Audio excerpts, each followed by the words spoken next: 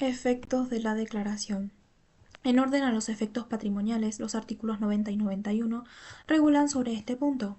De esta manera, la declaración dictada, el juez mandará abrir si existe el testamento que haya dejado el desaparecido. Los herederos y los legatarios deberán recibir los bienes del declarado presuntamente fallecido con un inventario previo. El dominio se inscribirá en el registro correspondiente, el registro de la propiedad o el registro de la propiedad del automotor, con la prenotación del caso o nombre de los herederos o legatarios, quienes podrán hacer su partición pero no enajenarlos ni grabarlos sin autorización judicial.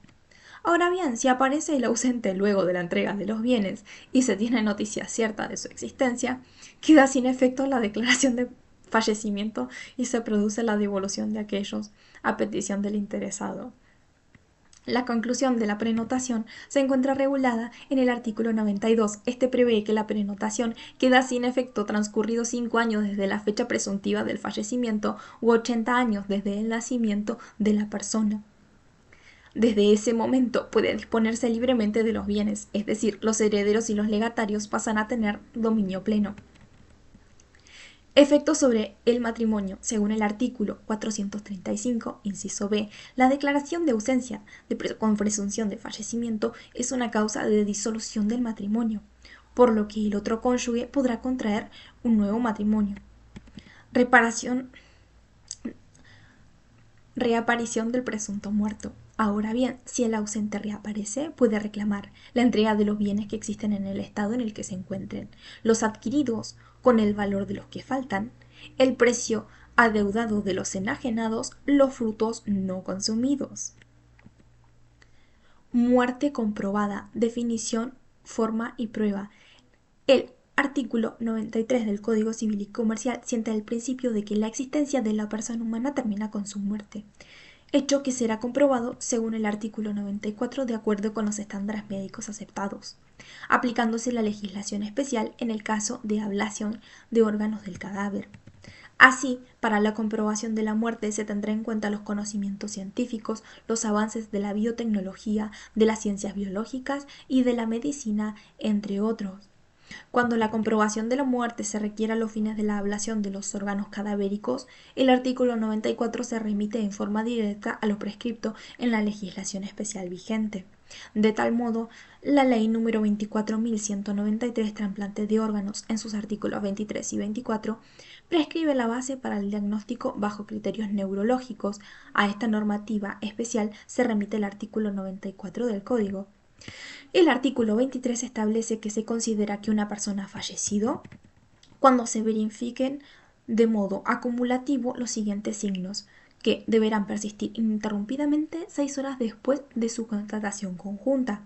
Ausencia irreversible de la respuesta cerebral con pérdida absoluta de conciencia. 2. Ausencia de respiración espontánea. 3. Ausencia de reflejos cefálicos y constatación de pupilas fijas no reactivas.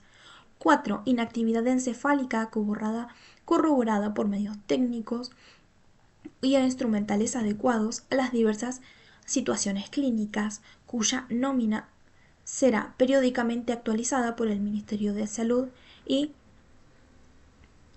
con el asesoramiento del Instituto Nacional del Centro Único Coordinador de Ablación e Implante, INCUCAI. El artículo 24 indica que el certificado de fallecimiento tiene que ser realizado por 2 médicos, entre los que figura por lo menos un neurólogo o un neurocirujano, y que ninguno de ellos será el médico o integrará el equipo que realice ablaciones o implantes de órganos del fallecido. Al igual que el nacimiento, la muerte se prueba con la partida del registro civil, es decir, con el asiento extendido en los libros respectivos, con arreglo a la ley y con sus copias autenticadas.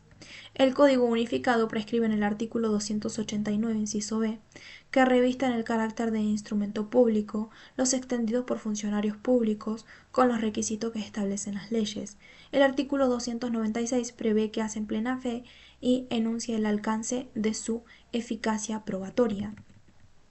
En el registro civil se inscribirán todas las defunciones que ocurren en la nación, B. Todas aquellas cuyo registro sea ordenado por el juez competente. C. Las sentencias sobre ausencia con presunción de fallecimiento. D. Las sentencias que declaren la desaparición forzada de personas. E. Las que ocurran a buques o aeronaves de bandera argentina ante el oficial público del primer puerto o aeropuerto argentino de arribo. F. Las que ocurran en los lugares bajo jurisdicción nacional. Según el artículo 97 del Código Civil y Comercial, la muerte sucedida en el extranjero debe probarse con los instrumentos otorgados según las leyes del lugar donde acaece. Esto deberá legalizarse o autenticarse según lo disponen las convenciones internacionales. Por último, el artículo 98 prevé lo que sucede cuando no hay de registro o el asiento es nulo. En este caso, el nacimiento o la muerte pueden acreditarse por otros medios de prueba, que es lo que se llama la prueba supletoria, es decir, aquella que a falta de prueba directa permite al juez arribar a la certeza de la convicción de que el hecho se ha producido. Para el supuesto que el cadáver de una persona no fuese hallado o no pueda ser identificado, el juez podrá tener por comprobada la muerte y disponer la pertinente inscripción en el registro, siempre que la desaparición se hubiera producido en circunstancias tales que la muerte deba ser tenida como cierta. Hipótesis de la conmoriencia. El artículo 95 del Código Civil y Comercial de la Nación establece que la conmoriencia se presume que mueren al mismo tiempo las personas que perecen en un desastre común o en cualquier otra circunstancia, si no puede determinarse lo contrario.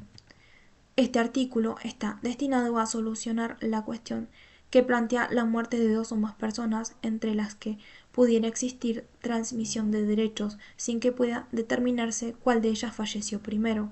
En tal caso debe considerarse que todas murieron al mismo tiempo. Para el supuesto de que se pretendiera la transmisión de derechos entre los fallecidos, tendría que comprobarse efectivamente que uno murió antes que el otro, pues a falta de pruebas se consideran muertos simultáneamente.